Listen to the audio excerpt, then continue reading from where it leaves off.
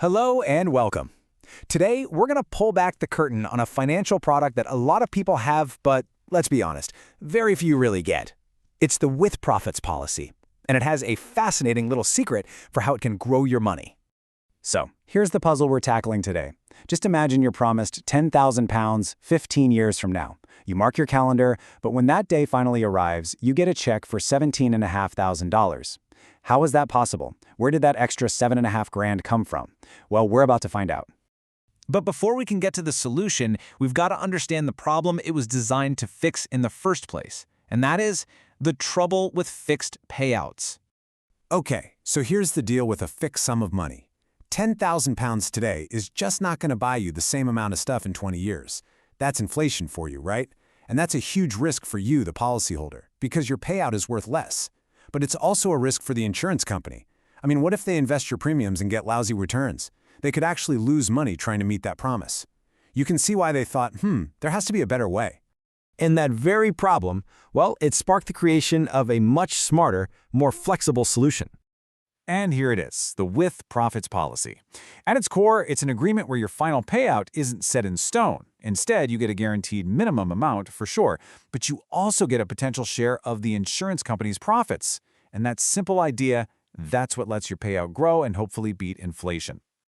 So you might be wondering, where do these so-called profits, or what the industry likes to call surplus, actually come from? This is where the design gets really, really clever. Think of insurance companies as professional pessimists. Seriously. When they're trying to figure out how much you should pay in premiums, they make super conservative or, pessimistic assumptions. They basically plan for the worst-case scenario. They assume their investments won't do that well, that their own costs will be high, and so on. And this is basically the secret recipe for how that magic happens. First, they set your premiums based on those gloomy assumptions. But then, in most years, reality turns out to be, a lot better. Their investments do better than they guessed, or maybe their costs are lower. And that positive difference between their cautious plan and what actually happened, that creates a pool of extra money. And that is the surplus. This quote from the source material just nails it. This isn't some kind of trick, it's a way to share risk. By planning for the worst, both the company and you, the policyholder, are protected when things go badly. And when things go well, you both get to share in the upside. It's a win-win. All right, so the company has this pot of extra cash, this surplus. The big question is, how do you get your piece of the pie? Well, it happens through something called bonuses. They share it through these bonuses. But hold on, this isn't like a holiday bonus you can go out and spend right away. Nope. Instead, it's an amount that gets tacked on to your policy's guaranteed payout. So you can think of it like locking in an even bigger payout for down the road. Now, these bonuses come in a couple of main flavors. First, you've got reversionary bonuses. These are added every year, and once they're on, they're guaranteed.